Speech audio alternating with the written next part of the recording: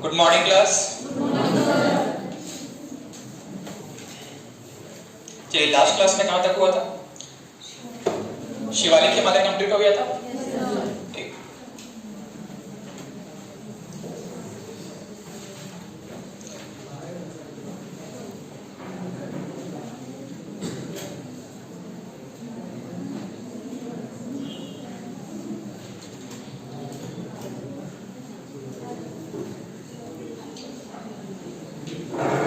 Next heading डाल दीजिएगा, प्रायद्वीपीय भारत के पर्वत। प्रायद्वीपीय भारत के पर्वत।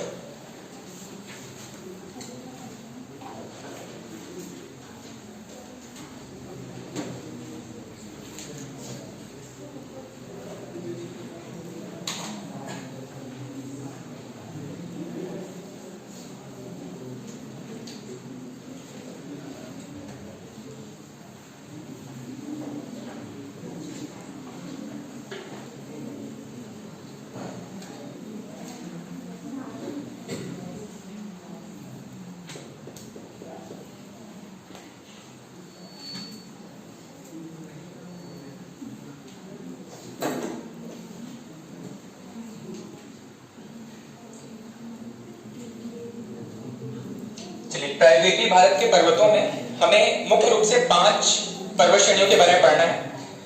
सबसे पहला आपका अरावली, दूसरा है विंध्याचल, तीसरा है सतपुड़ा पर्वत और उसके बाद में है पूर्वी घाट और पश्चिमी घाट। ठीक है, इन 5 पर्वतों से ज्यादा करके प्रश्न पूछे जाते हैं और सभी के बारे में कुछ बेसिक फैक्ट बहुत फ्रीक्वेंटली पूछे जाते हैं, जैसे कि सबसे पुराना पर्वत कौन सा है, तो अरावली पर्वत। उसके बाद में यहाँ से विंध्याचल पर्वत से कौन सी नदियां निकलती हैं, कौन सी नदी जो है विंध्याचल और सतपुड़ा के बीच में बहती है, सतपुड़ा में कौन कौन सी इंपॉर्टेंट श्रेणियां हैं, कौन से इंपॉर्टेंट पर्वत हैं। उसके बाद में यहाँ पे पश्चिमी घाट में कौन सी महत्वपूर्ण चोटी है, कौन सी नदियां निकलती हैं। उसी तरीके से पूर्वी घाट के बारे में रेयरली कोई प्रश्न पूछा जाता है। ठीक है, तो इसको हम एक एक करके नोट करना शुरू करेंगे। ठीक है, इनकी लोकेशन आपको समझ में आ गई। अरावली पर्वत का विस्तार कहां से कहां तक है? गुजरात से लेकर के लगभग दिल्ली तक। दिल्ली में जो राष्ट्रपति भवन है, जो राष्ट्रपति भवन के आसपास का एरिया है, उसको कहा जाता है रायसीना हिल्स। ठीक है, वहां तक इसका विस्तार है। उसके बाद में विंध्याचल पर्वत की बात करें तो गुजरात से लेकर के आपका राजस्थान में कुछ फैला हुआ है, मध्य प्रदेश में ज्यादा करके हिस्सा आ जाता है। उसके बाद में उत्तर प्रदेश और झारखंड तक इसका मामूली सा विस्तार है। उसके बाद में सतपुड़ा पर्वत गुजरात, मध्य प्रदेश और छत्तीसगढ़ के कुछ हिस्से को कवर करता है। पूर्वी घाट की बात करें तो पूर्वी घाट जो है वो पश्चिमी घाट के जैसा एकदम कंटिन्यूअस सीरीज नहीं है, बीच बीच में कटा फटा है।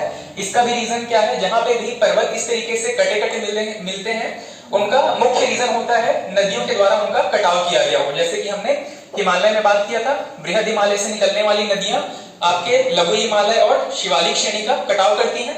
उसी तरीके से पश्चिमी घाट से निकलने वाली जो नदियां हैं वो पूर्वी घाट का कटाव करते हुए चलती हैं और इसी वजह से ये श्रेणी जो है वो बिल्कुल अपनी कह सकते हो कि वृद्धावस्था में आ चुकी है और यहाँ पे बिल्कुल कंटिन्यूअस सीरीज मेंटेन नहीं हो पाता है।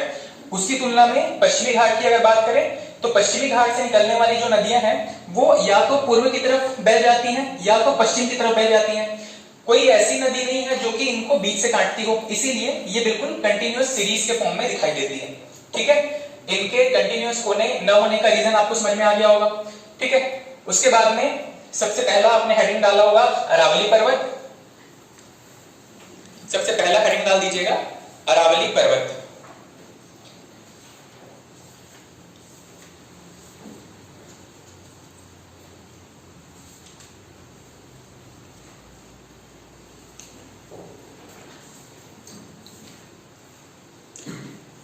अरावली पर्वत के बारे में, वैसे सभी पर्वतों के बारे में हम कुछ इंपॉर्टेंट पॉइंट जो सब में कॉमन रहेंगे, जैसे कि उनका विस्तार कहां से कहां तक है, उनसे निकलने वाली कुछ महत्वपूर्ण नदियां, उनके आसपास कुछ महत्वपूर्ण शहर या लोकेशन होंगे। तो ये 2-3 पॉइंट जो है वो सभी पर्वतों के बारे में कॉमन रहेंगे। सबसे पहला इसका विस्तार, अरावली पर्वत का विस्तार गुजरात के पालनपुर से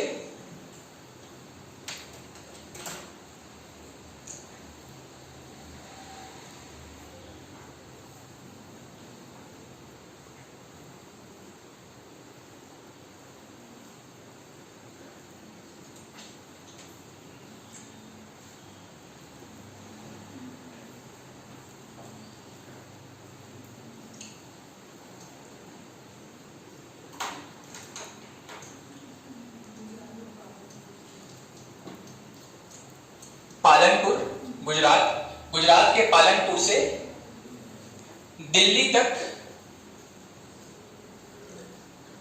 इसका विस्तार कहां से कहां तक है? गुजरात के पालनपुर से दिल्ली तक, बीच में आपका राजस्थान भी कवर हो जाता है। ठीक, उसके बाद में यहां की कुछ महत्वपूर्ण पर्वत चोटियां, कुछ महत्वपूर्ण पर्वत चोटियां। सबसे पहला है गुरु शिखर, सबसे पहला और महत्वपूर्ण पर्वत चोटी है गुरु शिखर। गुरु शिखर, इसकी हाइट ब्रैकेट में वहीं पे लिख लीजिएगा 1722 metre. Guru Shikhar 1722 metre. Next महत्वपूर्ण चोटी है माउंट आबू, माउंट आबू।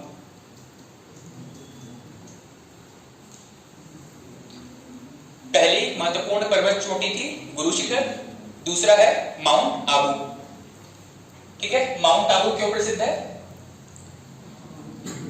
वहां पर एक जैन मंदिर है, दिलवाड़ा का जैन मंदिर कहते हैं। ठीक है, इसके नाम से माउंट आबू प्रसिद्ध है, चाहे तो वहां पे नोट कर लीजिएगा। नेक्स्ट, हाँ हाइट छोड़ दीजिएगा। माउंट आबू पर्वत के बारे में सिर्फ इतनी लोकेशन बात याद रखना है कि इसकी लोकेशन में एक महत्वपूर्ण मंदिर है दिलवाड़ा का जैन मंदिर। ठीक है, नेक्स्ट, यहां से निकलने वाली कुछ प्रमुख नदियां, पर्वत के बाद यहां से निकलने वाली नदियां।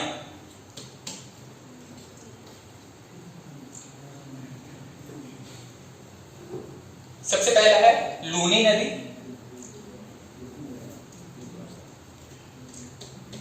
और दूसरी एक महत्वपूर्ण नदी है बनास।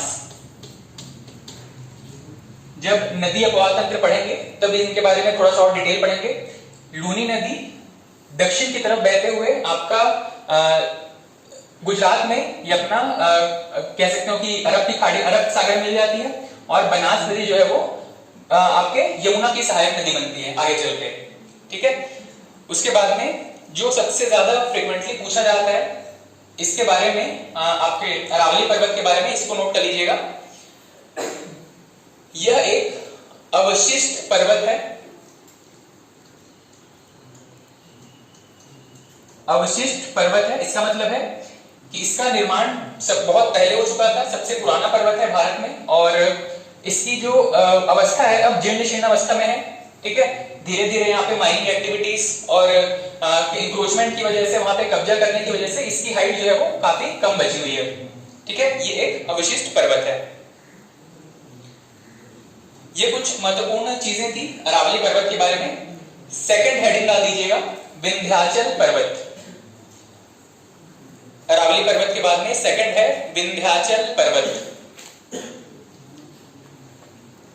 विंध्याचल पर्वत का विस्तार भी आपने देखा, गुजरात से लेकर के झारखंड तक।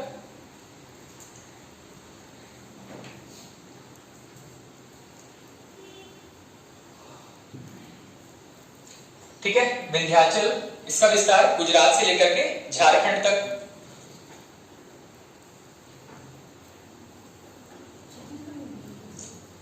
हाँ, छत्तीसगढ़ में कुछ हिस्सा, इसका उत्तरी हिस्सा इसमें टच करता है, गुजरात से लेकर के झारखंड तक।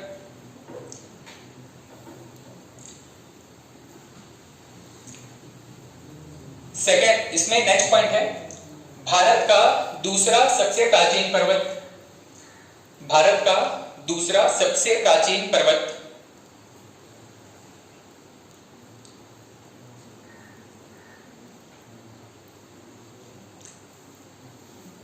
नेक्स्ट है, इसमें कुछ महत्वपूर्ण पर्वत चोटियां, कुछ महत्वपूर्ण पर्वत।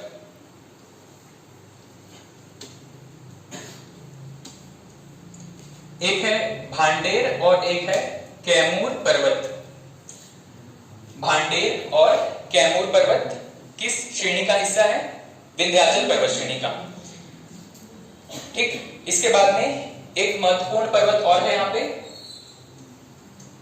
पारसनाथ। पारसनाथ की पहाड़ी।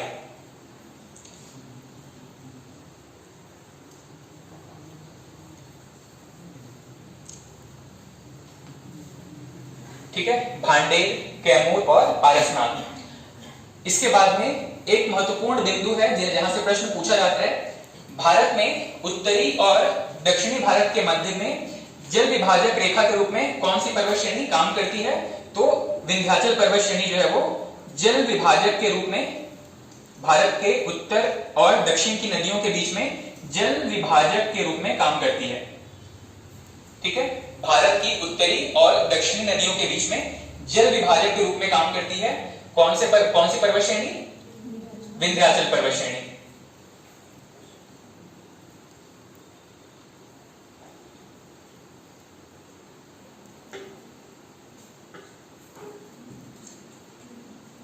ठीक, यहां पे आप देखोगे तो यहां से गंगा नदी एक निकलती है, उसके बाद में उसके नीचे यमुना नदी निकलती है, उसके बाद में विंध्याचल के ऊपर से कई सारी छोटी छोटी नदियां निकलती हैं, गंगा और यमुना की सहायक नदी।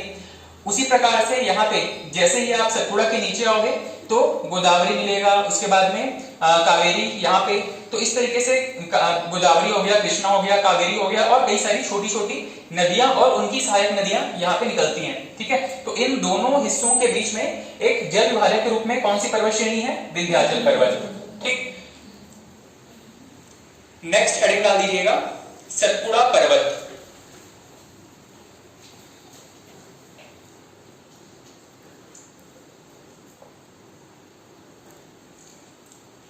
सतपुड़ा पर्वत, इसका विस्तार गुजरात से छत्तीसगढ़ तक, गुजरात से छत्तीसगढ़ तक इसका विस्तार है।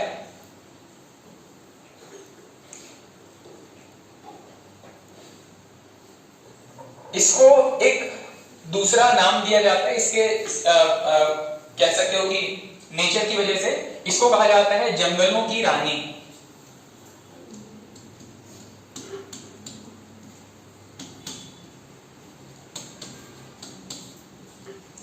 फॉरेस्ट कवर की वजह से इसको कहा जाता है जंगलों की रानी। नेक्स्ट, इसमें महत्वपूर्ण पर्वत, कुछ प्रमुख पर्वत चोटियां। सतपुड़ा पर्वत श्रेणी में कुछ महत्वपूर्ण पर्वत या कुछ महत्वपूर्ण चोटियां। सबसे पहला है मैकल श्रेणी। मैकल श्रेणी, उसके बाद में राजपीपला और एक है महादेव। असल में इसको अगर हम पश्चिम से पूर्व की तरफ चलें तो ये कुछ इस तरीके से है, राजपीपला, फिर महादेव, फिर मैकल श्रेणी। राजपीपला, राजपीपला, ये महादेव और ये मैकल श्रेणी। यही हिस्सा जो है वो छत्तीसगढ़ से टच करता है। राजपीपला, महादेव और मैकल, ये तीन महत्वपूर्ण पर्वत श्रेणियां हैं सतपुड़ा पर्वत में। राजपीपला, महादेव और मैकल, राजपीपला, महादेव और मैकल श्रेणी। पर्वतों में ही अगला बिंदु नोट कीजिएगा, राजपीपला, महादेव, मैकल के बाद में अगला बिंदु इसमें नोट कीजिएगा, धूपगढ़ चोटी।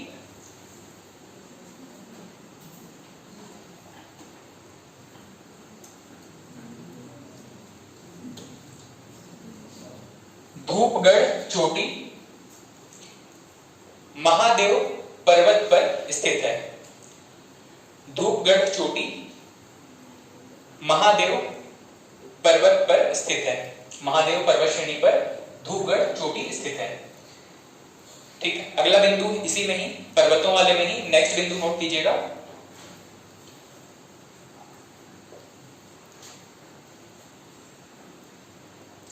पंचमढ़ी।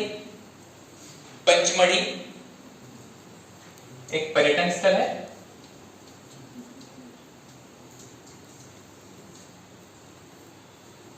पंचमढ़ी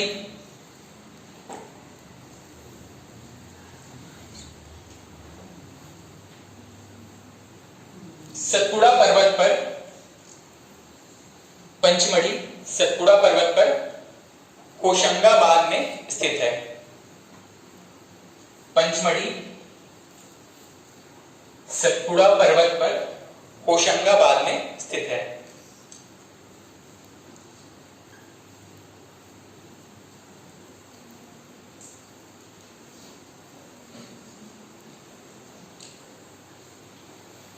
और अगला बिंदु है इसमें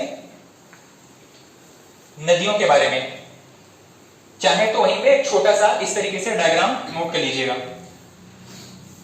ये तो आपके दो माउंटेन रेंज हो गए। सबसे ऊपर में कौन सा था? ये था आपका विंध्याचल। ये कौन सा था? सतपुड़ा। इनके ऊपर और नीचे जो जो नदियां निकलती हैं, इनका बस छोटा सा यहाँ पे डायग्राम नोट कर लेना। यहां से ऊपर से एक नदी निकलती है, इनके बीच से एक नदी बहती है, और यहाँ पे दक्षिण में एक नदी बहती है। ये पांचों का एक सीक्वेंस है जिनको आप एकदम क्रमवार याद रखिएगा। ठीक है, सबसे पहला है आपका, इसके बारे में तो पता होगा, ये कौन सी नदी है? नर्मदा नदी। इसके ऊपर में जो नदी निकलती है ये कौन सी है? माही नदी। और यहां पे दक्षिण में जो नदी निकलती है इसका नाम क्या है? तापी, या इसको ताप्ती नदी भी कहते हैं। ठीक है, इन सभी का जो बहाव है, जो फ्लो है, वो पश्चिम की तरफ है, और सभी जो है वो आपका अरब सागर की तरफ जाकर के मिल जाती हैं। माही, नर्मदा और तापी या ताप्ती। ठीक, अब इसका इन पांचों का एक सीक्वेंस याद रखेंगे। माही, उसके नीचे विंध्याचल, नर्मदा, सतपुड़ा और तापी या ताप्ती। पांचों का सीक्वेंस बता दो। नर्मदा सबसे ऊपर में है, नर्मदा, फिर सतपुड़ा, फिर ताप्ती। ऊपर के दो छोड़ दिए आपने। यहाँ पे विंध्याचल, उसके ऊपर में माही। ठीक है क्या? ऐसे ही है।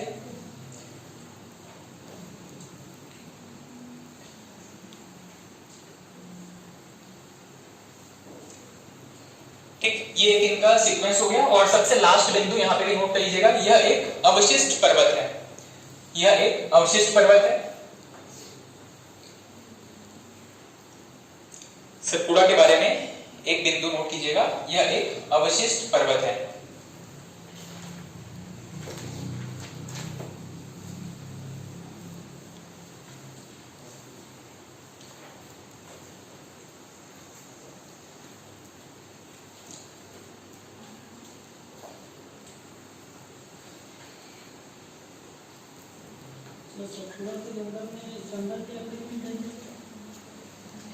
चंदन के ज्यादातर वन दक्षिण की तरफ है, नीलगिरी और इसके आसपास वाले रीजन में, आपके पश्चिमी घाट की तरफ है। ठीक है,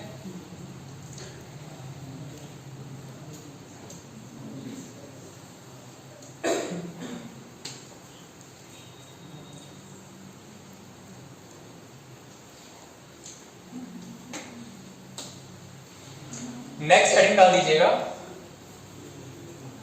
पश्चिमी घाट।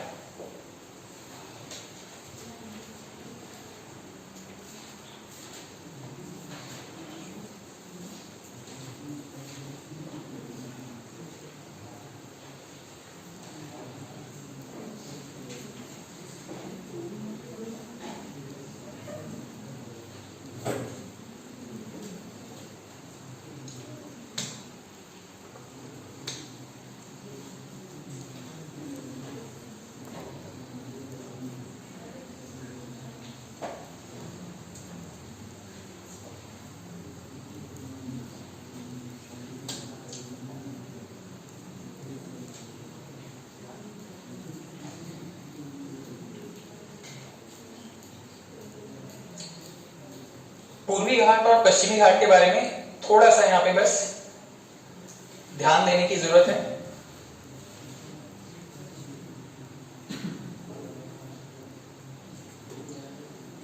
देखो यहाँ पे ये जो पश्चिमी घाट है गुजरात से शुरू हो जाता है और दक्षिण में कहां तक जाता है ये, इसका जो विस्तार है वो कह सकते हो कि तमिलनाडु तक है। उसी तरीके से जो पूर्वी घाट है ये लगभग आपके आंध्र प्रदेश तमिलनाडु से शुरू होकर के दक्षिण में तमिलनाडु तक है।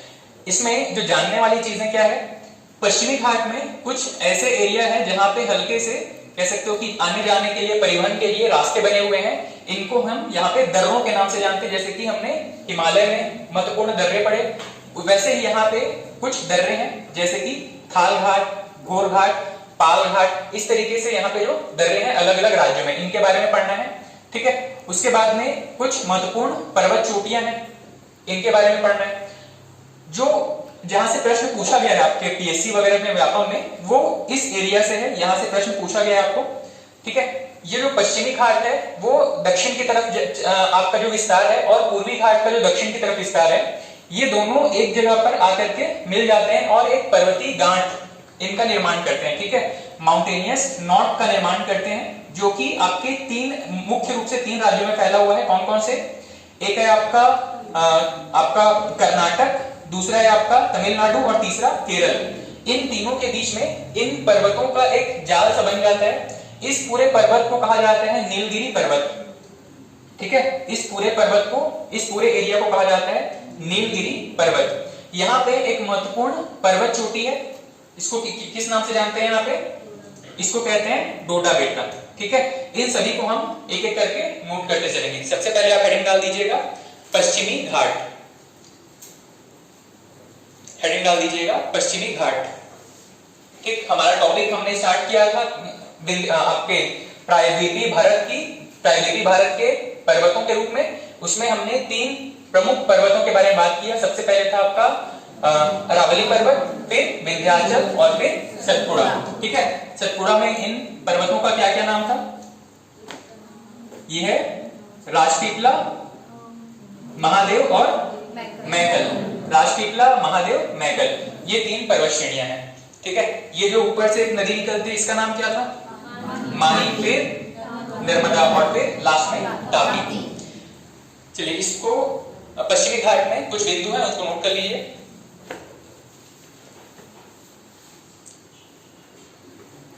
सबसे पहला है महाराष्ट्र में इसे सह्याद्री के नाम से जानते हैं। जो बिंदु मैं नोट करवा रहा हूं वो मैप में एज इट इज ड्रॉ किए गए हैं। ये मैप आपको मिलेंगे तो आप अपने नोट से इनको कंपेयर करते चलना। ठीक है, महाराष्ट्र में इसको सह्याद्री के नाम से जानते हैं। महाराष्ट्र में पश्चिमी घाट को सह्याद्री के नाम से जानते हैं। इसकी सबसे ऊंची चोटी कालसूबाई है। अगर आपको ये नाम यहाँ पे विजिबल नहीं है तो मैं इसको अलग से नोट कर देता हूं। ये दिख रहा है कि आपको यहाँ पे कालसूबाई।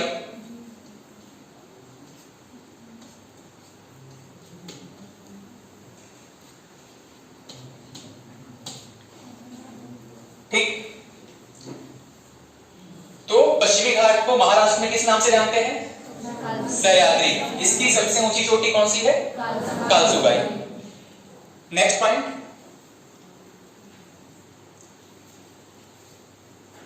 कर्नाटक में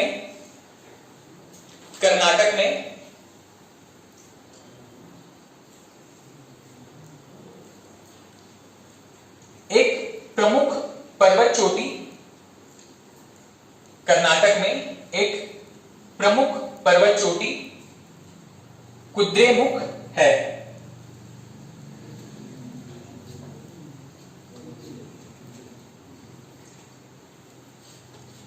कुद्रेमुख नाम की जो पर्वत चोटी है ये कहां पर है, कर्नाटक में। किस पर्वत श्रेणी का हिस्सा है, पश्चिमी घाट का हिस्सा है। ठीक है, पश्चिमी घाट का हिस्सा है कुद्रेमुख। नेक्स्ट पॉइंट, लिख लीजिए इसी में, महाबलेश्वर ये नाम आपने कहीं ना कहीं सुना होगा, मूवीज वगैरह में या और किसी सीरियल्स वगैरह में सुना होगा। महाबलेश्वर किस राज्य में, महाबलेश्वर, महाबलेश्वर किस राज्य में है? केरल, महाराष्ट्र में। महाबलेश्वर से कृष्णा नदी का उद्गम होता है। महाबलेश्वर से कृष्णा नदी का उद्गम होता है। चाहे तो उस लाइन के एंड में ब्रैकेट में नोट कर लीजिएगा महाराष्ट्र। महाबलेश्वर कहां पे है? महाराष्ट्र में।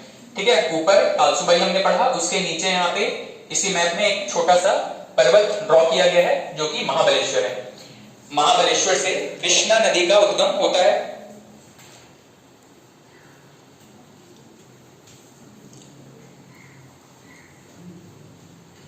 नेक्स्ट पॉइंट नोट कर लीजिएगा, पश्चिमी घाट और पूर्वी घाट, पश्चिमी घाट और पूर्वी घाट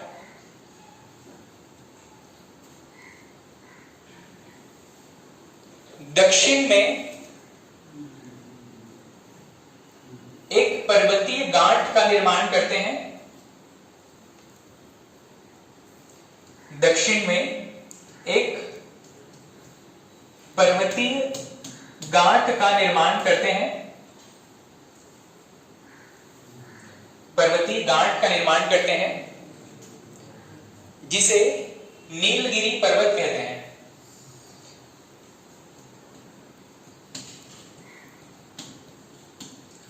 जिसे नीलगिरी पर्वत कहते हैं।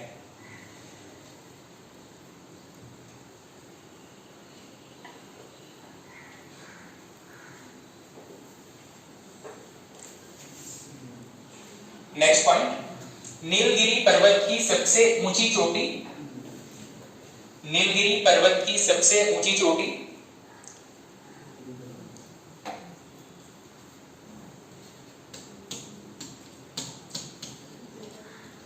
दोदा बेट्टा, या कहीं पे ये ड से शुरू होगा, डोडा बेट्टा। बोदा नहीं है ना, डोडा है। बोदा यानी क्या होता है छत्तीसगढ़ी में? बोदा यानी जिसको कुछ नहीं पता है।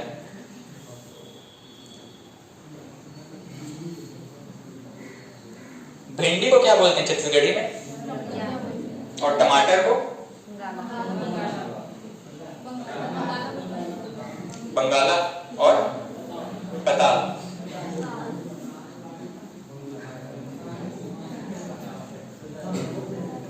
पताल है कि पाताल है? क्या डिफरेंस है दोनों में, पताल और पाताल में? पाताल लोग नीचे चला जाएगा, ठीक। और टमाटर का रेट अभी स्वर्ग की तरफ जा रहा है, ठीक। नीलगिरी यहाँ पे सबसे ऊंची पर्वत चोटी आपका डोडा बेट्टा। नेक्स्ट पॉइंट नोट कर लेना,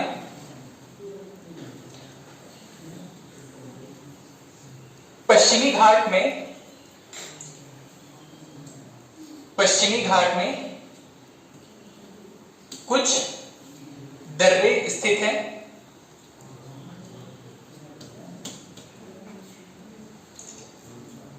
इसमें सबसे पहला है आपका थाल घाट, इसके बारे में नोट कर लीजिएगा। थाल घाट पहला है, थाल घाट, इसी में आगे नोट करना। सबसे पहली चीज कि थाल घाट कहां पे है? महाराष्ट्र में है। किन दो जगहों को जाने के लिए रास्ता देता है? थाल घाट से जो रास्ता गुजरता है किन दो जगहों को जोड़ता है? मुंबई और नासिक। कह सकते हो कि मुंबई अलग अलग किताबों में आपको ये अलग अलग मिलेगा। क्यों? क्योंकि वहां से जाने वाला जो रूट है वो अलग अलग डायरेक्शन में चला जाता है। तो ये मुंबई से नागपुर को जोड़ता है, और किसी किताब में क्या मिलेगा आपको? मुंबई से हावड़ा को जोड़ता है, ठीक है। ये उसको क्रॉस करने के हिसाब से है, किस डायरेक्शन में आप उसको क्रॉस करोगे। थाल घाट मुंबई से नागपुर के लिए भी रास्ता देता है, मुंबई हावड़ा के लिए भी रास्ता देता है। उसके बाद में जो घोर घाट है ये भी कहां पर स्थित है? महाराष्ट्र में, और ये इन दो जगहों को जोड़ता है, मुंबई से पुणे। मुंबई से पुणे के लिए रास्ता गुजरता है घोरघाट से होकर के। दर्रा कुछ नहीं है, पर्वत श्रेणी है, उनके बीच से आने जाने के लिए जो रास्ता है इसी को ही दर्रा कहा जा रहा है।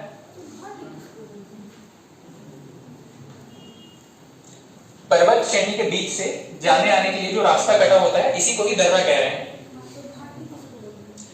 दो पर्वत श्रेणियों के बीच में ये जो पूरा एरिया है इसी को घाटी कहेंगे जब इसका विस्तार बहुत लंबे दूरी तक होगा। ठीक है, आप बहुत लंबे दूरी तक घाटी में ट्रेवल नहीं करोगे, सिर्फ इसको क्रॉस करने के लिए ही रास्ते का यूज करोगे।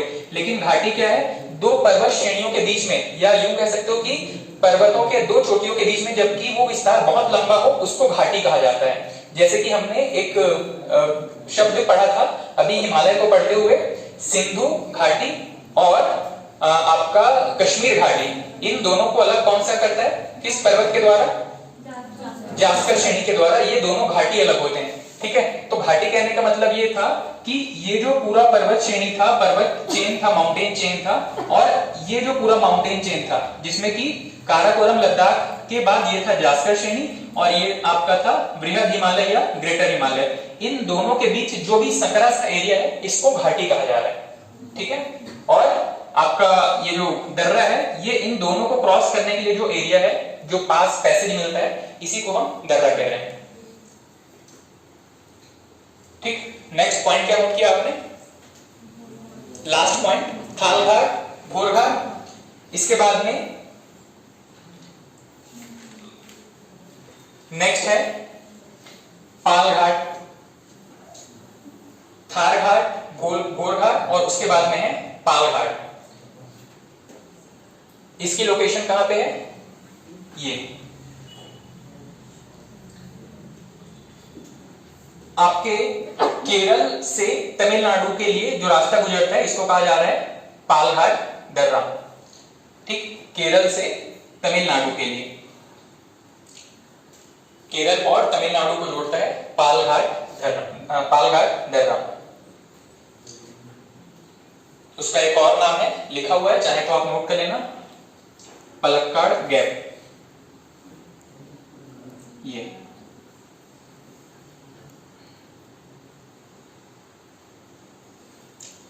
पलक्कड़ गैप या पलक्काड़ गैप, वहां के लोकल लैंग्वेज में इसको पलक्काड़ कहा जाता है। ठीक, थालघाट, घोरघाट, फिर पालघाट दर्रा, ये कुछ प्रमुख दर्रे हैं जो कि कहां पर स्थित हैं, पश्चिमी घाट पर स्थित हैं। ठीक, उसके बाद में जैसे ही आप थोड़ा सा और दक्षिण की तरफ आओगे, केरल और तमिलनाडु के बीच के लोकेशन पे ही ध्यान दीजिएगा। इस माउंटेनियस नॉट के नीचे ये एक वाई शेप का आपको ये माउंटेनियस स्पेस दिख रहा है। ठीक है, इसको अलग अलग नाम से जाना जाता है। इस अगर वाई शेप की अगर हम चर्चा करें तो इस रेंज का एक अलग नाम है, इसको एक अलग नाम से जानते हैं, इसको एक अलग नाम से जानते हैं। ठीक है, तो आप क्या करना, वहीं पे एक छोटा सा ये इमेज ड्रॉ कर लीजिएगा ऐसे ही एक वाई शेप में, और इन तीनों का अलग अलग नाम वहां पे नोट कर लेना। ठीक है, ये जो पश्चिम की तरफ है इसको कहा जाता है अन्नामलाई पर्वत। पश्चिम की तरफ इस पर्वत श्रेणी का क्या नाम है, अन्नामलाई पर्वत। ये कहां पर स्थित है, केरल में, लगभग इसकी पूरी इसका ज्यादातर हिस्सा केरल में अवस्थित है। इसके पूर्वी हिस्से की बात करें, इस हिस्से की बात करें अगर,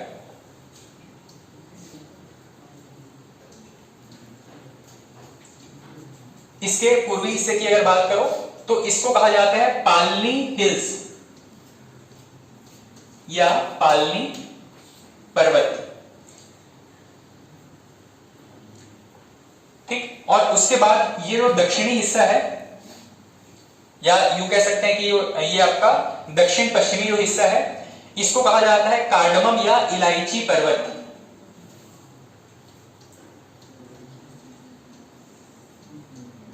कार्डमम या इलायची पर्वत, कार्डमम या इलायची पर्वत, या वहां की लोकल लैंग्वेज में इसको ईला मलय भी कहते हैं।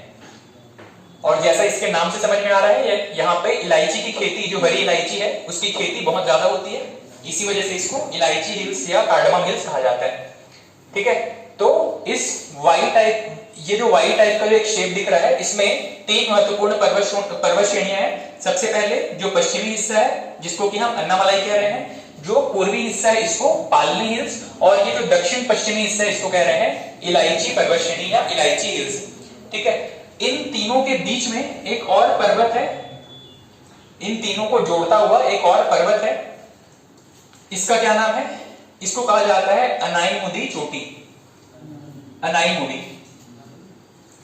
ठीक, अनाईमुदी या अनाईमुदी दोनों नाम आपको किताबों में देखने को मिलेगा।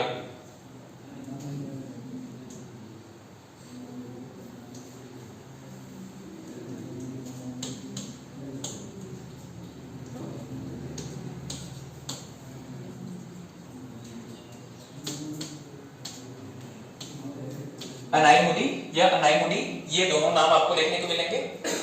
ठीक है, अनाईमुदी पर्वत चोटी कहां पर स्थित है? इन तीनों पर्वत श्रेणियों के लगभग बीच में स्थित है। ठीक, और ये जो है अनाईमुदी, इसके बारे में एक फैक्ट नोट कर लीजिएगा, दक्षिण भारत की सबसे ऊंची चोटी है। कौन सी? अनाईमुदी। नीलगिरी की सबसे ऊंची चोटी डोडा बेटा। सह्याद्री जो कि महाराष्ट्र में है, इसकी सबसे ऊंची चोटी कालसुबाई। उसके बाद में महाराष्ट्र में ही एक और पर्वत चोटी जहां से कृष्णा नदी निकलती है, महाबलेश्वर। ठीक है, पर्वत चोटियों के बारे में 4-5 के आसपास हमने पॉइंट देखे हैं। ठीक है, सबसे पहले अगर उत्तर की दिशा से यहां शुरू करें तो कालसुबाई महाराष्ट्र की सबसे ऊंची पर्वत चोटी है, या कह सकते हैं कि सह्याद्री की सबसे ऊंची चोटी है। दूसरा महाबलेश्वर, यहां से कृष्णा नदी का उद्गम होता है। उसके बाद में हमने बात किया यहाँ पे कर्नाटक में ही एक और पर्वत के बारे में बात की हमने, कुद्रेमुख। लगभग यहाँ से लोहे के यहाँ से निकाले जाते हैं। उसके बाद में इस एरिया में जो कि आपके पूर्वी घाट और पश्चिमी घाट का मिलन स्थल है, यहाँ की सबसे ऊंची चोटी कौन सी है? डोडा बेटा। ये पूरा एरिया नीलगिरी पर्वत के नाम से जाना जाता है। उसके बाद में लगभग भारत के दक्षिणी छोर पर चले जाएंगे तो वाई शेप में एक हमको स्ट्रक्चर दिखेगा पर्वतों का, जिसमें कि अन्नामलाई, पालनी और इलायची हिल्स हैं। इन तीनों के बीच में एक पर्वत चोटी है जिसको कि अनाईमुदी चोटी कहा जाता है, और ये भारत की सबसे ऊंची चोटी है। ठीक है, ये महत्वपूर्ण चीजें थी आपके पश्चिमी घाट के बारे में।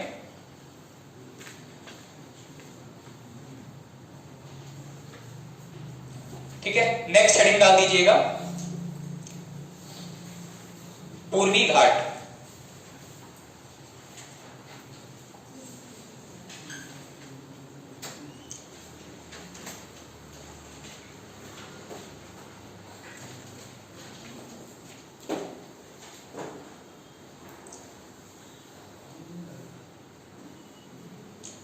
नेक्स्ट हेडिंग पूर्वी घाट।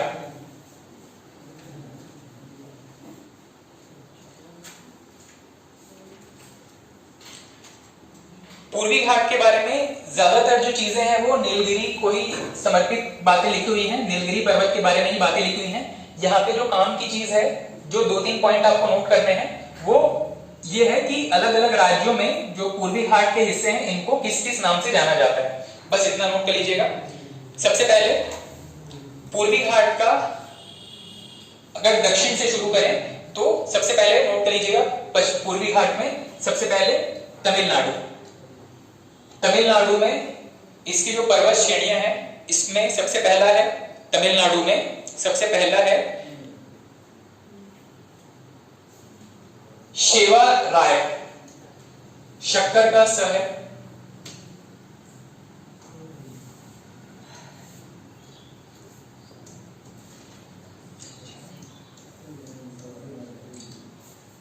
पूर्वी घाट की जो पर्वत चोटियां हैं उसमें सबसे पहले यहाँ पे तमिलनाडु में शेवर है। तमिलनाडु में ही एक और पर्वत है जावादी। ये दोनों पर्वत चोटियां या पर्वत श्रेणियां कहां पर स्थित हैं? तमिलनाडु में, जावादी और शेवाराय। ऊपर की तरफ चलेंगे आंध्र प्रदेश में।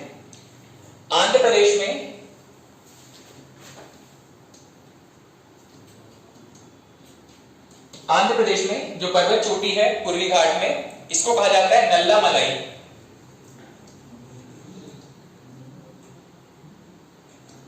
नल्ला यानी क्या होता है?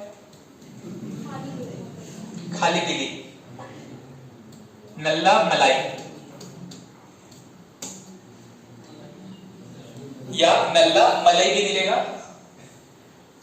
अगर इसको कुछ किताबों में मलाई या मलई दोनों मिलता है।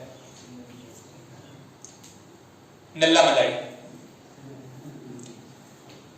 इसके बाद में उड़ीसा में इसकी जो अवशिष्ट हिस्से हैं उसको कहा जाता है उड़ीसा। नेक्स्ट,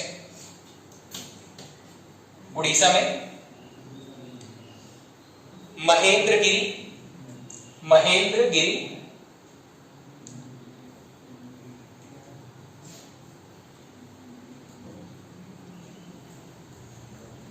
नेक्स्ट है गर्जहाट। महेंद्रगिरी और गर्जहाट।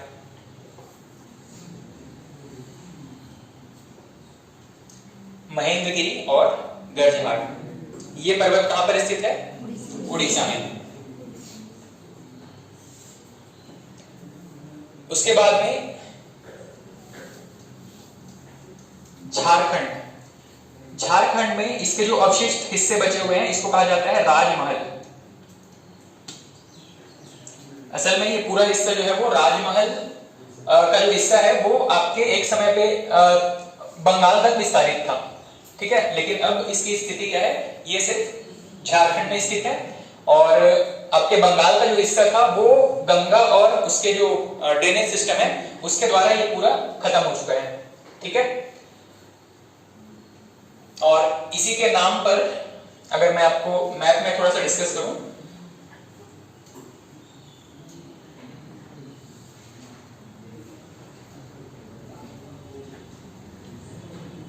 झारखंड में ये वाला हिस्सा आपने देखा किस नाम से? राजमहल। अगर इस पूरे हिस्से में एक टाइम पे ये राजमहल की श्रेणियां विस्तारित थी, ये कौन सा राज्य है आपका? कौन सा राज्य है?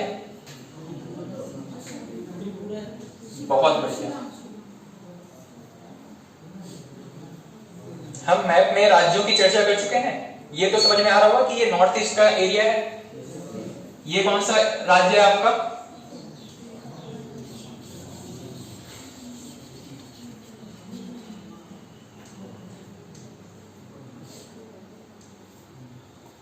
ये वाला राज्य कौन सा है? असम। ये अरुणाचल प्रदेश। ये कौन सा राज्य है? शिलोंग। देखिए कुछ लोग शिलोंग बता रहे हैं। शिलोंग राज्य है कि राजधानी है? राजधानी है, ठीक। ये कौन सा राज्य है आपका? मेघालय या मणिपुर। मिजोरम भी है ऑप्शन में। मेघालय है, श्योर है। यहां तक, इस एरिया तक ये जो राजमहल था, ये राजमहल यहां तक फैला हुआ था और ये जो एरिया है यहां पे शिलोंग का पठार था, ठीक है। इन दोनों के बीच में कौन से रिवर्स हैं? आपके गंगा नदी है। गंगा नदी के अलावा आपके बांग्लादेश की बहुत सारी नदियां हैं और आपके वेस्ट बंगाल से निकलने वाली नदियां भी हैं, ठीक है। उसके अलावा यहां से एक नदी निकलती है, क्या नाम है इसका? ब्रह्मपुत्र निकलती यहां से है। भारत में इसका प्रवाह यहां आपके अरुणाचल प्रदेश से शुरू होता है, ठीक है। इन सभी के अपवाद के द्वारा क्या हुआ? ये पूरे जो आपके पर्वत श्रेणी है वो कट छट गए और कुछ टेक्टोनिक एक्टिविटीज की वजह से, भूकंपीय एक्टिविटीज की वजह से ये जो हिस्सा था आपका, इतना हिस्सा राजमहल पर्वत का, ये पूरा नीचे की तरफ सबमर्ज हो गया, दब गया, ठीक है। इसी हिस्से को या इसी प्लेन को आज के टाइम पे कहा जाता है राजमहल गारो गैप, ठीक है। किस नाम से जानते हैं इसको? एक तो गारो, क्यों? यहाँ पे गारो खासी जयंतिया नाम की 3 पहाड़ियां हैं और इसके पश्चिम की तरफ देखें या इसके वेस्ट की तरफ देखें तो ये राजमहल का हिस्सा बचा हुआ है, ठीक है। इसका मतलब क्या है? यहां पे इसका जो डायग्राम है कुछ इस तरीके से अगर आप देखो तो ये था एक टाइम पे राजमहल हिल्स, ये बीच का हिस्सा जो पूरा नीचे की तरफ दब गया इसको कहा जाता है राजमहल गारो गैप। राजमहल क्यों? क्योंकि ये राजमहल इसका हिस्सा था, ठीक है। ये नीचे का हिस्सा पूरा दब गया और गारो क्यों नाम पड़ा यहाँ पे? गारो हिल्स की वजह से। राजमहल, गारो, गैप। जो पूरा नीचे का हिस्सा दब गया इसको गैप कहा जा रहा है। ठीक है, तो पूर्वी घाट में इसकी जो महत्वपूर्ण पर्वत चोटियां थी वो हमने डिस्कस कर ली।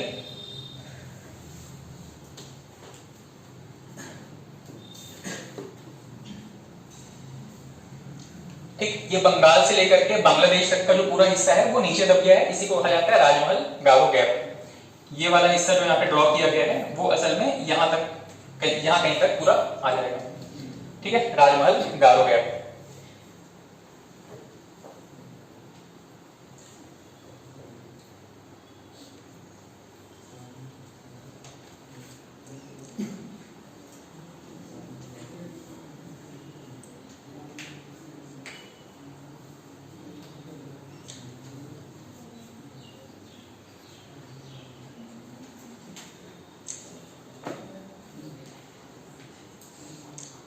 इसमें सबसे लास्ट में एक पॉइंट ऐड कर लेना, सिर्फ नोट करके।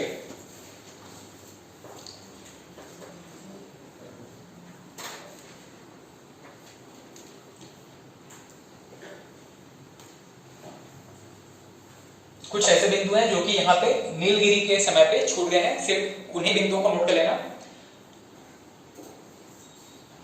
नीलगिरी पर्वत पर नीलगिरी नामक वृक्षों की अधिकता है। ठीक है, उन्हीं के नाम से इनको नीलगिरी पर्वत कहा गया। नीलगिरी पर्वत पर नीलगिरी नामक वृक्षों की अधिकता है।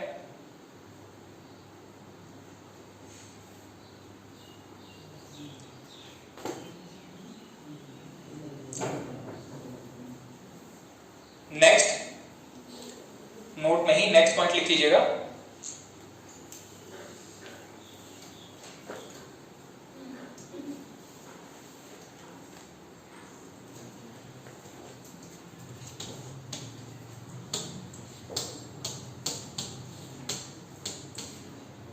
मल्कानगिरी चंदन के वृक्षों के लिए प्रसिद्ध है। मल्कानगिरी चंदन के वृक्षों के लिए प्रसिद्ध है।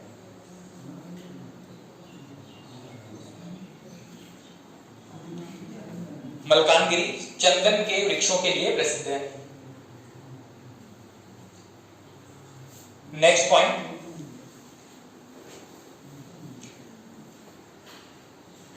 नीलगिरी भारत का प्रथम बायोस्फीयर रिजर्व बना। नीलगिरी भारत का प्रथम बायोस्फीयर रिजर्व बना 1986। ब्रैकेट में वहीं पे नोट कर लीजिएगा 1986। हालांकि डेट अगर याद न रहे तो प्राथमिक तौर पे आपको याद रहे कि नीलगिरी प्रथम बायोस्फीयर रिजर्व है।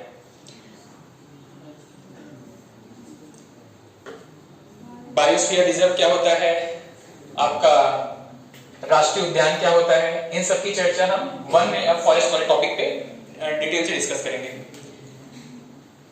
ठीक,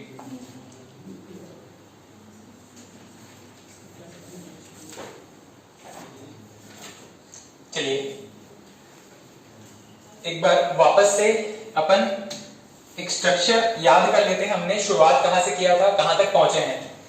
हमने बात किया था भारत के प्राकृतिक विभाजन के बारे में।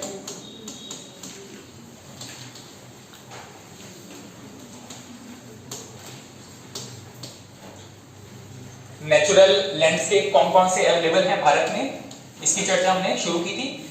हमने शुरुआत किया था पर्वतों से। इसके अलावा हमने कौन कौन से लैंडस्केप के बारे में चर्चा करने का अपना एजेंडा तय किया हुआ है। पर्वत, इसके अलावा पठार है भारत में, इसके अलावा मैदान, फिर द्वीप समूह भी हैं और मरुस्थल। हालांकि हम नदियों वाला एक प्रॉपर टॉपिक, एक प्राकृतिक विभाजन के बाद में नदियों के बारे में डिटेल से डिस्कशन करेंगे। ठीक है, पर्वत हमारा विभाजन हमने शुरू किया था उत्तर में और दक्षिण में, या यूं कहें कि भारत के उत्तर भारत के पर्वत और प्रायद्वीपीय भारत के पर्वत। ठीक, इसमें हमने किस पर्वत श्रेणी का चर्चा किया, हिमालय की चर्चा की हमने। हिमालय के बारे में, हिमालय में जो टॉपिक हमारे कवर हुए होंगे सबसे पहले था हमारा ट्रांस हिमालय और उसके बाद में मुख्य हिमालय। ट्रांस हिमालय में काराकोरम, लद्दाख और जास्कर इनकी चर्चा कर चुके। मुख्य हिमालय में बृहद हिमालय, मध्य हिमालय और शिवालिक इनकी चर्चा कर चुके।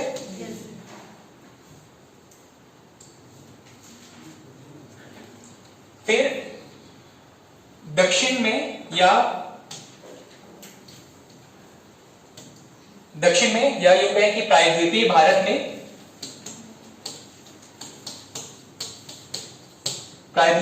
में हमने शुरुआत किया अरावली, उसके बाद में विंध्याचल, उसके बाद में सतपुड़ा, फिर पूर्वी घाट और पश्चिमी घाट। ये सारे पर्वत श्रेणियों के बारे में हम कवर कर चुके हैं। आपके एग्जाम के पॉइंट ऑफ व्यू से लगभग इतने टॉपिक कवर किए जाते हैं, ठीक है। इसमें पढ़ने के लिए काफी कुछ है, पर हमारा सिलेबस इतना वास्ट है कि सभी के बारे में बहुत डिटेल चर्चा करते चलेंगे तो सिर्फ पर्वतों में ही हमारा 1 महीना 2 महीना निकल जाएगा, ठीक है। एग्जाम के पॉइंट ऑफ व्यू से जितने चीजें इंपॉर्टेंट थी वो हम डिस्कस कर चुके हैं, ठीक। अब नया टॉपिक शुरू करने से पहले पुराने प्रीवियस क्वेश्चन जितने भी आए हुए हैं, जो डे 1 से हमने स्टार्ट किया था, मैं एक बार आपसे पूछते चलता हूं, आप बताना आपको याद है तो। जो चीजें यहाँ याद नहीं आ रही हैं उनको आप क्या करोगे, कोई एक शीट अलग से मेंटेन करोगे प्रीवियस क्वेश्चन के नाम से, ठीक है। मेरा अंदाजा है आप ज्यादातर के प्रश्नों के उत्तर जानते हो, इसकी चर्चा हम कर चुके हैं। सबसे पहला था भारत का क्षेत्रफल की दृष्टि से सबसे छोटा राज्य गोवा। भारत का कुल क्षेत्रफल विश्व में, कुछ ऐसे डेटा है जो आपको टिप्स पे याद रहने चाहिए, ठीक है। वहां पे ये नहीं सोचना है कि ऑप्शन से एलिमिनेट करेंगे, ठीक है। कितने प्रतिशत है भारत में विश्व का कुल क्षेत्रफल का? 2.4%। जनसंख्या का 17.5% के आसपास है। इसके बाद में भारत के किस संघ शासित क्षेत्र का एरिया सबसे ज्यादा है? लद्दाख में। उसके बाद में 29वां राज्य कौन सा था? तेलंगाना। किस वर्ष में इसका गठन किया गया था? 2014 में।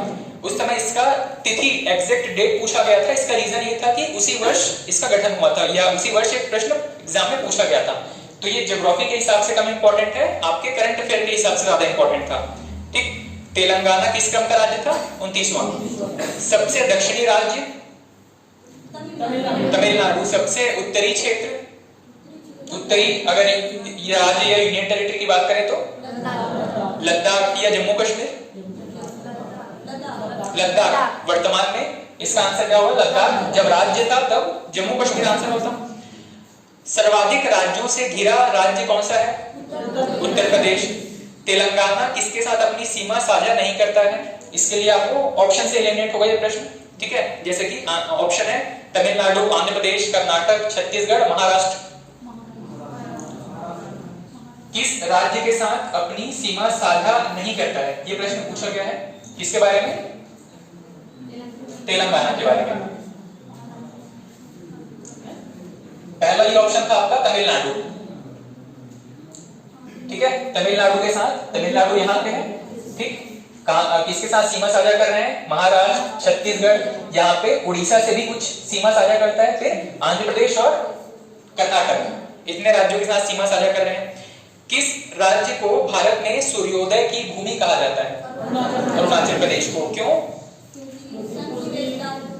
हाँ, सबसे पहले सूर्य की किरणें अरुणाचल प्रदेश में पड़ती है। किस क्षेत्र पर पड़ती होंगी सबसे पहले?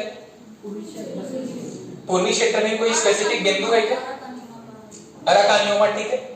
पूछने का उद्देश्य ये था कि आप यहाँ पे पूर्वी बिंदु बता सको, किबिथु या वालांगू। सबसे लास्ट में किस बिंदु पर पड़ता होगा? सर्वलिक। भारत में समय का निर्धारण या विश्व में कहीं भी समय का निर्धारण अक्षांशों के हिसाब से है या देशांतरों के हिसाब से? देशांतरों पर निर्भर करता है। भारत में किस देशांतर को हमने अपने मानक समय रेखा माना है? ग्रीनविच तो पूरे विश्व के लिए हो गया। भारत में किसको मानक समय रेखा माना गया है? 82.5 देशांतर को। कितना आगे है? 5 घंटा।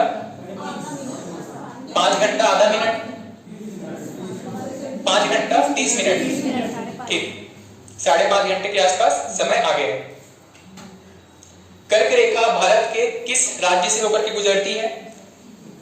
ऑप्शन से एलिमिनेट होगा ये प्रश्न। पश्चिम बंगाल, महाराष्ट्र, उत्तर प्रदेश, आंध्र प्रदेश, हरियाणा।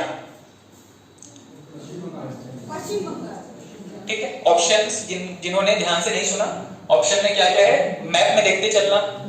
पश्चिम बंगाल कर्क रेखा गुजरता है क्या? आंध्र प्रदेश, महाराष्ट्र, उत्तर प्रदेश, हरियाणा। ठीक है, आंसर क्या हो गया आपका? पश्चिम बंगाल। इसके अलावा अगर बात करें तो कुल कितने राज्यों से गुजरता है? कौन कौन से? गुजरात, राजस्थान से गुजरता है क्या? ठीक है, गुजरात, राजस्थान, तीसरा मध्य प्रदेश, चौथा छत्तीसगढ़, झारखंड 5, 6 त्रिपुरा, मिजोरम 7 और 8। ठीक,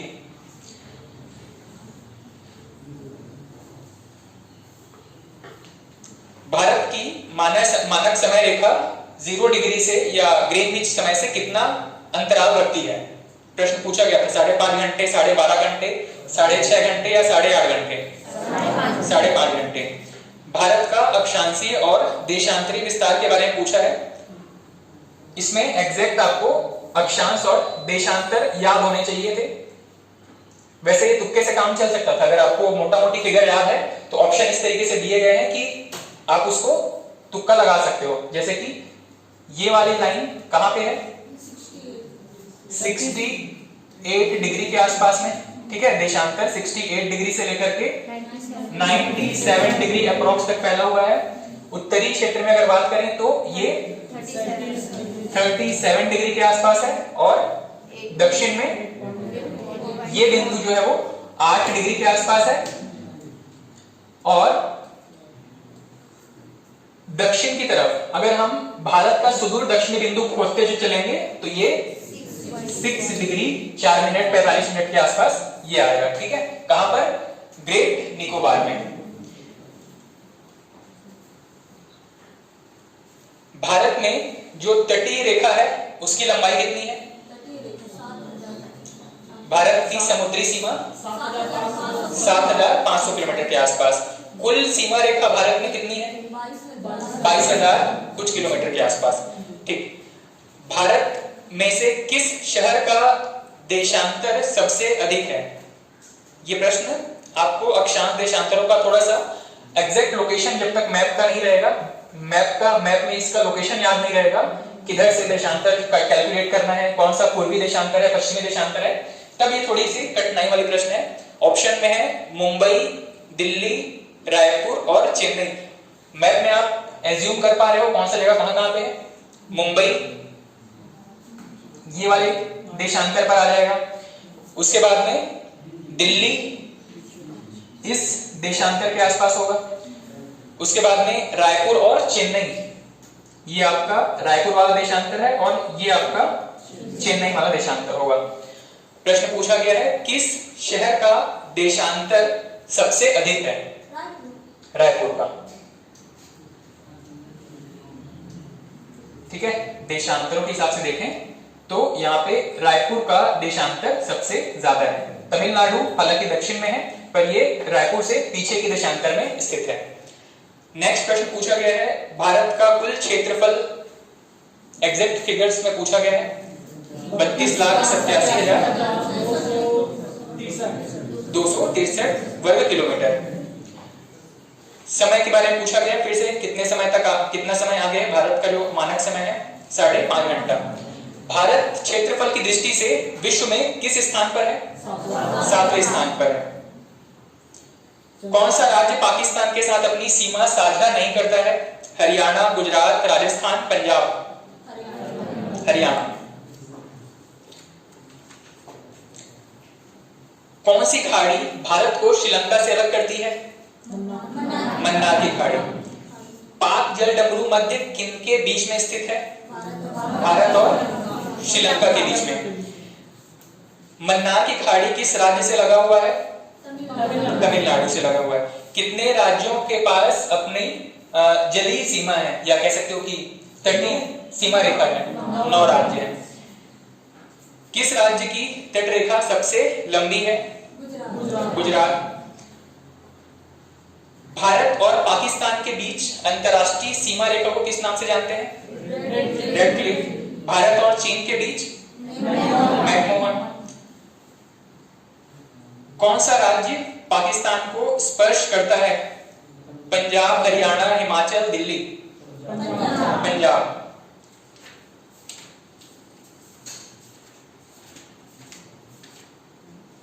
भारत का पूर्वी घाट किस प्रकार का पर्वत है? ज्वालामुखी, ब्लॉक, मोरदार या अवशिष्ट? अवशिष्ट पर्वत है। भारत में पूर्वी घाट को किस नाम से जाना जाता है? सह्याद्री, कोंकण, कोरोमंडल या मालाबार? भारत में पूर्वी घाट को, पूर्वी घाट कहने का मतलब है ये वाला हिस्सा, ये तो पश्चिमी घाट हो गया। पश्चिमी घाट को किस नाम से जानते हैं? सह्याद्री के नाम से जानते हैं। वो भी स्पेसिफिक अगर बात करें तो महाराष्ट्र में, महाराष्ट्र और कर्नाटक के कुछ हिस्सों में भी यहाँ जो शुरुआती हिस्सा है यहाँ पे भी इसको सह्याद्री के नाम से जानते हैं।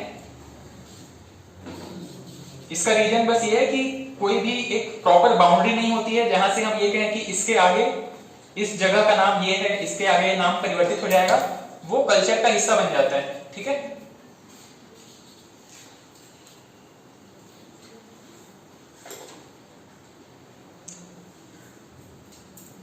चलिए द्वीपों से संबंधित कुछ प्रश्न है, वैसे हम इसको आगे कवर करेंगे। जो आपको याद है बताते चलना। श्रीहरिकोटा द्वीप कहां पर स्थित है? श्रीहरिकोटा द्वीप कहां पर स्थित है? आंध्र प्रदेश में। किस झील के पास में? एक झील पर स्थित है श्रीहरिकोटा द्वीप। चलिए झील वाला टॉपिक पढ़ेंगे, वहां पे याद आ जाएगा। हालांकि इसका आंसर है आपका पुलिकट झील, पुलिकट लेक। भारत में पश्चिमी घाट को क्या कहते हैं? सह्याद्री, शिवालिक, नीलगिरी या अरावली? सह्याद्री। काठियावाड़ प्रायद्वीप किस राज्य में है? गुजरात में।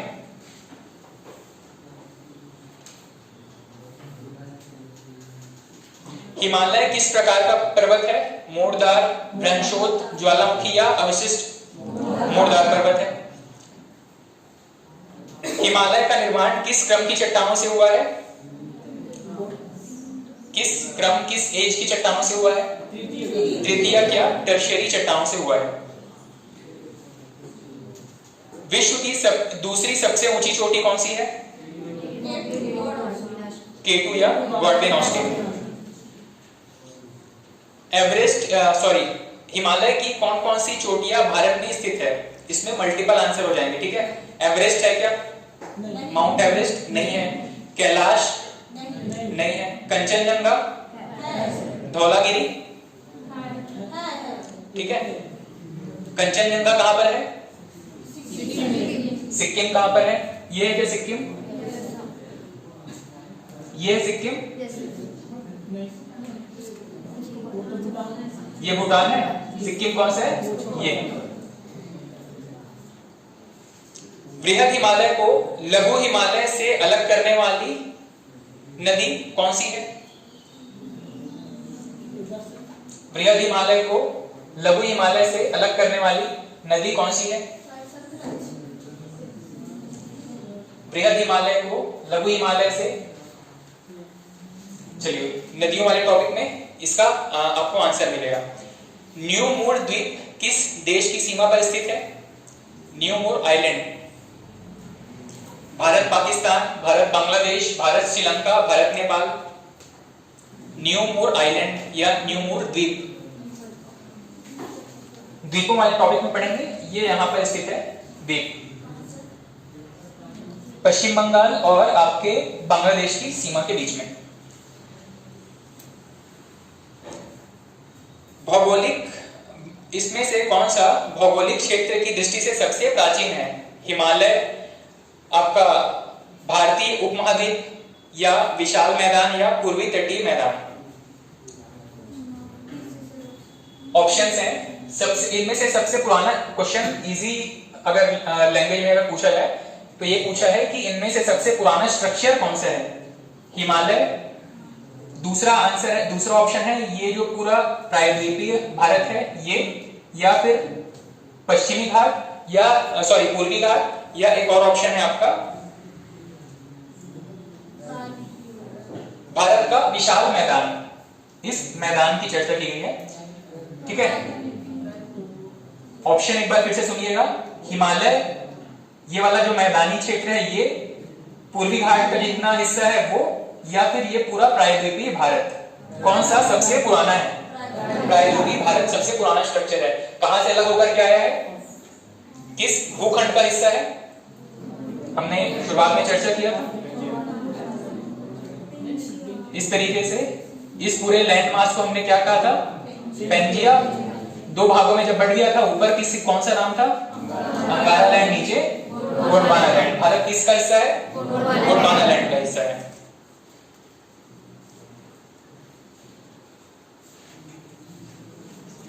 इनमें से हमने एक टॉपिक पे चर्चा किया था,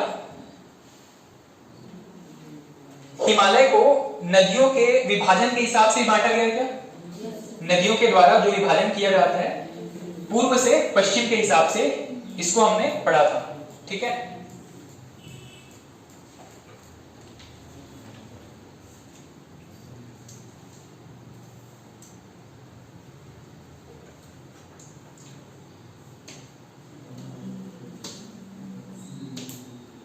पूर्व से पश्चिम के हिसाब से विभाजन भी बताना, और कौन कौन से नदियों के द्वारा विभाजित है वही बताते चलना।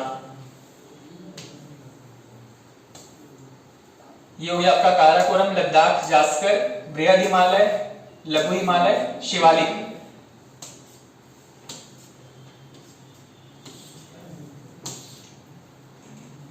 हिमालय का वो हिस्सा जो कि आपके जम्मू कश्मीर और आप कह सकते हो कि उत्तराखंड के बीच में स्थित है, इसको नदियों के विभाजन के आधार पर क्या नाम दिया गया है?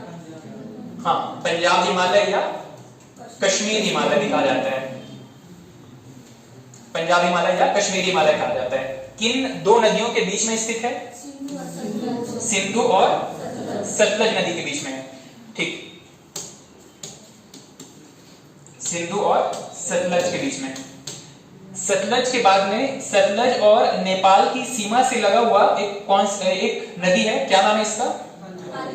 काली नदी। इन दोनों के बीच का जो हिमालय है इसको किस नाम से जानते हैं? कुमाऊं हिमालय के नाम से।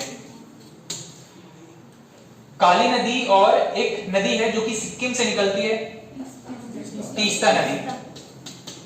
इनके बीच में जितना हिमालय का हिस्सा आता है इसको क्या कहते हैं? असम हिमालय, नेपाल हिमालय। तीस्ता नदी और आपका जो भारतीय क्षेत्र में जो सबसे अंतिम नदी है, कह सकते हो कौन सी? ब्रह्मपुत्र नदी। इनके बीच हिमालय का जितना हिस्सा आता है इसको क्या कहते हैं? असम हिमालय कहते हैं, ठीक है।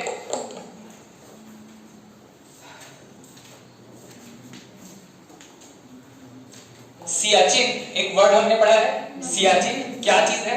एक हिमनद है, हिमनद या ग्लेशियर है, ज्वालामुखी है, झरना है, या उपरोक्त में से कुछ नहीं, ग्लेशियर है।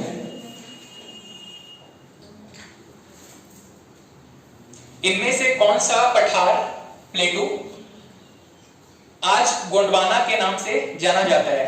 तिब्बत का पठार, दक्कन का पठार, भारत का प्रायद्वीपीय पठार, या अरब का पठार? इनमें से किसे गोंडवाना लैंड के नाम से जानते हैं? प्रायद्वीपीय पठार को। हाँ, भारत का जो प्रायद्वीपीय हिस्सा है वो पूरा असल में पठारी क्षेत्र ही है, प्लेटू एरिया ही है ये पूरा, ठीक है। इसी में से जो पीक या पर्वत जो ऊंचे रेंज निकल गए इनको हम पर्वत श्रेणी के रूप में जानते हैं, ठीक है। इसी पठार में आपका एक और सिचुएशन क्या क्रिएट हुआ? भारत का जो आपका प्रायद्वीपीय भारत है, यहाँ पे आप देखोगे कि जो नदियां हैं इस पूर्वी घाट से निकलती हैं, जो भी नदियां वो पश्चिम की तरफ बहती हैं। और हमने एक चीज पढ़ा है या समझा है कि नदियां हमेशा ढाल का अनुसरण करती हैं। ढाल जिसको जिस दिशा में मिलेगा उसी तरफ ये बहती चली जाएंगी। इसका मतलब ये है कि ये जो पश्चिमी घाट है वो पूर्वी घाट की तुलना में ज्यादा ऊंचाई पर स्थित है, ज्यादा ऊंचे क्षेत्र हैं, ठीक है। और दूसरी चीज, इनका ऊंचाई चाहे जैसा भी रहा हो, लेकिन इसने क्या किया, इनको काट छाट दिया है, इसीलिए बीच में गैप क्रिएट हो गए। दूसरी तरफ अगर बात करें कि इसी पश्चिमी घाट से निकलने वाली जो नदियां हैं जो कि पश्चिम की तरफ बहती हैं, इनको बहने के लिए बहुत छोटा सा डिस्टेंस मिलेगा और सीधे ये क्या कहां चली जाएंगी, अरब सागर की तरफ चली जाएंगी। ये कहां पे है, बे ऑफ बंगाल की तरफ चली जाएंगी। हाँ, प्रश्न क्या था कि इनमें से किसे गोंडवाना या कौन सा गोंडवाना लैंड का हिस्सा था, ये प्रायद्वीपीय भारत। पहाड़ियों के नाम दिए गए हैं, पूछा गया है कि कौन सा किस राज्य में स्थित है। इलायची की पहाड़ी, इलायची की पहाड़ी नाम से आपको मैं ऑप्शन भी दे देता हूं कौन कौन से राज्यों के बारे में पूछा गया है, आप मैप में भी देखते चलना।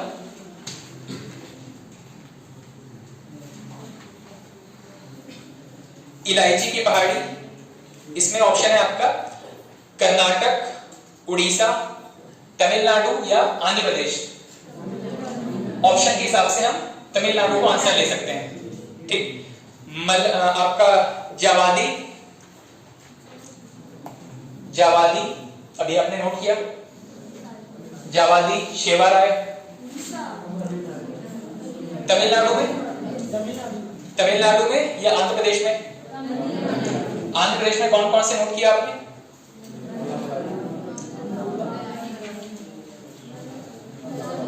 नल्लामला, ठीक।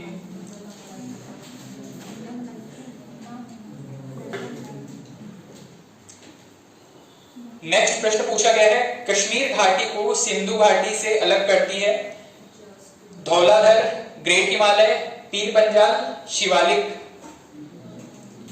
प्रश्न एक बार फिर से सुनिएगा, कौन सी श्रृंखला कश्मीर घाटी को सिंधु घाटी से अलग करती है।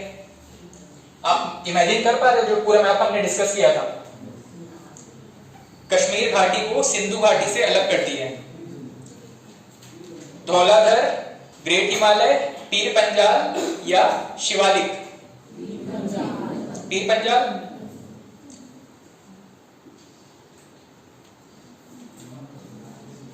ये प्रश्न शायद, अच्छा स्टार मार्क लगा हुआ, ये प्रश्न एलिमिनेट हो गया था, इसमें कुछ गलत आंसर लिया गया था शायद, ठीक है। नेक्स्ट प्रश्न है, जास्कर श्रेणी कहां पर स्थित है, जम्मू कश्मीर, उत्तराखंड, असम, अरुणाचल, मेघालय। जास्कर श्रेणी कहां पर स्थित है, जम्मू कश्मीर, तब राज्य था तब उसका आंसर जम्मू कश्मीर लिया गया था। महादेव पहाड़ियां, आज हमने पढ़ा महादेव पहाड़ियां किसका हिस्सा है, सतपुड़ा, विंध्याचल, पश्चिमी घाट या कैमूर। सतपुड़ा पर्वत का हिस्सा है। कौन सा पर्वत भारत का प्राचीनतम पर्वत है, नीलगिरी, अरावली, सतपुड़ा, पश्चिमी घाट। अरावली।